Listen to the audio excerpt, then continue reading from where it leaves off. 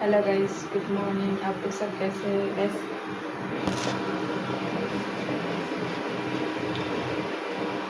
यहाँ पे क्या मैंने बनाया देख लीजिए। इधर राइस है और ये मैं कुछ चटनी बनाने के लिए तैयारी कर रही हूँ। चलो बनाऊँगी तो दिखाऊँगी।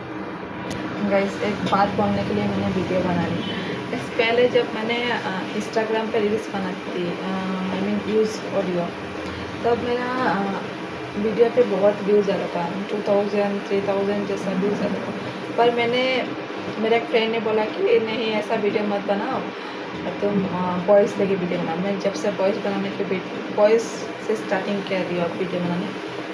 अभी तो मेरा वीडियो में व्यूज़ ही नहीं आता है गाइस। इंस्टा छोड़िए, फेसबुक में व्यूज़ कैसे लाना है? अगर किसी को पता है तो कमेंट में मुझे बताइए कैसे लाना है व्यूज़।